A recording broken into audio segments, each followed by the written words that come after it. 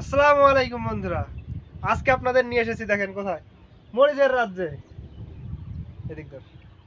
আজকে আমি আপনাদের দেখাবো আমাদের এইখানে কিভাবে বা কোন পদ্ধতিতে মরিচ চাষ করা হয়। এর আগে হয়তো বা আপনাদের পেঁয়াজের কি অবস্থা বা বেগুনের কি অবস্থা সেটা দেখাইছি, মরিচেরটা কিন্তু দেখাইনি। আজকে আপনাদের দেখাবো আমাদের এইখানে মরিচটা কিভাবে চাষ করা হয়। তো আসেন দেখা যাক। তো বন্ধুরা, যে টপিক নিয়ে আজকে কথা বলবো সেটা হচ্ছে আমাদের এইখানে মরিচ কিভাবে লাগায়। এখানে কিন্তু প্রথমে অনেক এলাকায় কিন্তু আধুনিক পদ্ধতিতে কৃষি কাজ করে, মানে মরিচ চাষ করতে থাকে, কিন্তু আমাদের এখানে কিন্তু সেই প্রাচীন পদ্ধতিতে এখনও মরিচ চাষ করে থাকে। কিন্তু তাও মাশাল্লাহ দেখেন মরিচ কিন্তু মাশাল্লাহ অনেক মরিচ আসছে। তো এখানে করে কি প্রথমে ক্ষেতের মাঝখান দিয়ে মানে দাগ টেনে নেয়, দাগ টেনে নেয়। দাগ টানার পরে কি করে আপনার এখানে, যেহেতু এটা হাইব্রিড মরিচ, তো দেখেন এক হাত পর পর কিংবা কেউ একটু কম একটু বেশি দিয়ে দিয়ে কিন্তু একটার পর একটা গাছ লাগিয়ে থাকে, এবং গাছটা যখন একটু বড় হয়ে যায় তখন কিন্তু এই যেটাকে মাটি তুলে দেওয়া, বা আমাদের এইখানে এলাকার ভাষায় যেটাকে মাটিয়ে দেওয়া বলে, মানে গাছের গোড়ায় যে এরকম মাটি তুলে দেয়, যাতে কি হয়, এইখানে দেখেন ক্ষেতের মধ্যে কিন্তু পানি জমে আছে। আর এইটা যদি মাটি মানে মাটি তুলে না দিত তাহলে পরে কিন্তু মরিচের গাছ পড়ে যেত, এবং গাছের গোড়ায় শিকড়ে কিন্তু পানি জমে গাছটা কিন্তু মরে যেত। এখন গাছের মানে ক্ষেতের মধ্যে পানি থাকলেও গাছের গোড়ায় পানি যাচ্ছে না, যার কারণে শিকড়ও পচে যাচ্ছে না বা শিকড় মরেও যাচ্ছে না। যে প্রত্যেকটা ক্ষেতেই দেখেন এরকম কিন্তু ক্ষেতের মধ্যে পানি এরকম।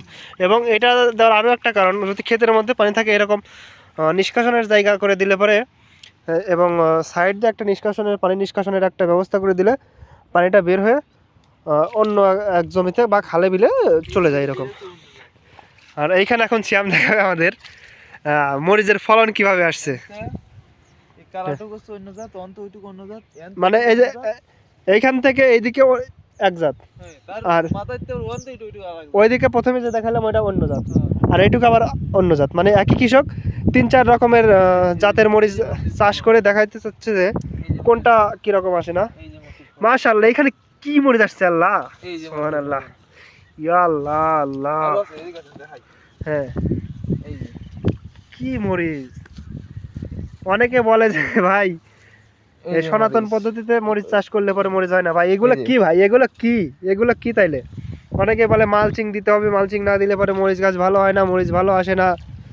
তারপরে অনেক কথা বলে, কিন্তু দেখেন আমাদের এখানে কিন্তু কোনো মালচিং টালচিংয়ের কোনো ব্যবহার নাই, নিয়মিত সেচ দিচ্ছে এবং দেখেন সার বিষ প্রয়োগ করতেছে। এর মাধ্যমে কিন্তু আগে যেরকম আমার বাপ চাচারা কিংবা তার আগে যারা যেরকমভাবে মরিচ চাষ করতো সেই রকমভাবেই কিন্তু এখন শুধু জাতটা চেঞ্জ করছে।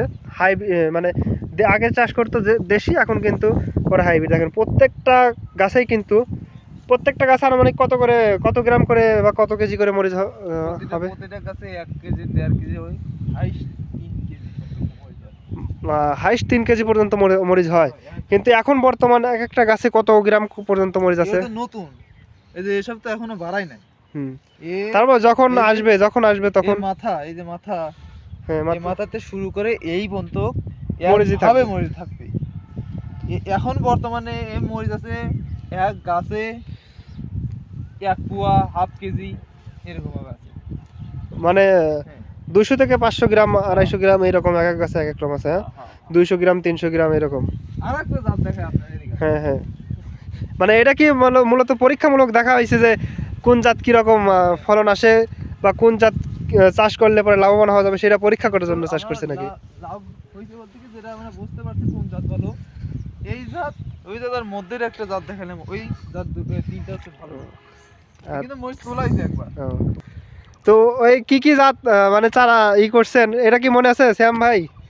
এটা মনে হয় এই যে প্যাকেট আছে বাড়িতে, মানে এরকম এখন নির্দিষ্ট ভাবে বলতে পারবেন না। দেখেন একবার কিন্তু মরিচ তোলা হইছে, কাল পরশু ভিতর মরিচ তোলা হইছে হয়তো, তারপরে আবার চলে আসছে। হ্যাঁ, আবার আসছে বলতে কি, এই দেখেন এই গাছে মরিচ, এটা জালি এটা জালি এটা জালি, এগুলো কিন্তু এই পয়টা না, এগুলো তুলবো এটা তুলবো এটা তুলবো, এক গাছে আপনি দেখেন কত মরিচ আছে। হ্যাঁ, ও মাশাআল্লাহ, এটা ওটা হচ্ছে অন্য জাত, এই দেখেন এটা হচ্ছে অন্য জাতের।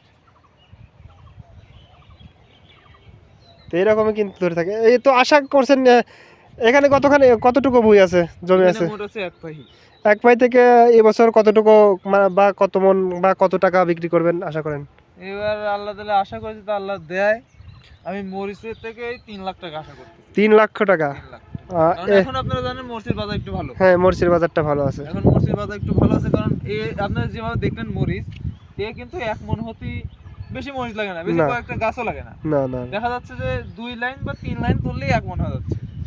অনেকে যে বলে এইখানে এইরকম ভাবে চাষ করলে পরে মরিচ আসে না, আধুনিকভাবে মালচিং পেপার যে মানে প্লাস্টিক দিয়ে দিয়ে চাষ করতে হবে। এটা ভুল কথা। আসল কথা কৃষক কৌশল মতো কাজ করলেই হবে। আছে সেটা যে আবাদ করে, যে এরকম আমি মরিচটা লাগাইছি, হুম। এর যত যুগালপাতি যত করব তত আমার হবে। এর কিছু কষ্ট যত করা যাবে, আল্লাহ কষ্ট তো দেখবেই। হ্যাঁ, কষ্ট করলে ফল দিবে। যেরকম লাগাইছি আল্লাহ দিলে অনেক ভালো মরিচ আসছে। হুম। এই এক টানে এই গেল কয়েকদিন আগে যে বললাম না, টান দিছি 1 টান মরিচ উঠাইছি, এইটুকুর থেকে আমি মরিচ পাইছি 25 মণ মরিচ। 25 মণ? 25 মণ। তাতে আনুমানিক 20,000 টাকার মতো হবে না? 20,000 টাকা। 20,000 টাকার মতো বেশি হবে, বেশি বললাম। পাইকারি দিলে পরে একটু হয়। তার মানে কৃষি কাজ করতে গেলে যে আমার আধুনিক পদ্ধতিতেই সফলতা আসবে, সনাতন পদ্ধতি বা এরকম করলে পরে আসবে না তা না। না, কৃষি কাজটা করলে পরিশ্রম দিলে পরে ফল আসবেই, হ্যাঁ। সেটা যেভাবে কেনা করি। এই খাতালাও কিন্তু দেখতেছি, এই খাতে মনে হয় মরিচ তোলা নাই না? এই ক্ষেত্রে মরিচ তুলনা বলতে এই ক্ষেত্রে মরিচের জাতটা ভালো হয় না, ভালো হয় না, অন্য জাত। হ্যাঁ, একই সাথে লাগানো। এই খাতে ভরপুর, আর এই খাতে এই কিন্তু অবস্থা। তো কৃষি কাজ করলে পরে যে আধুনিক পদ্ধতিতেই করতে হবে, পুরাতন পদ্ধতিতে করলে হবে না তা না, কিন্তু পরিশ্রম দিলে পরে ফল আসবে। তো যে যাই করেন একটু পরিশ্রম দেন, সফলতা আল্লাহ দিবে ইনশাআল্লাহ। আল্লাহ হাফেজ।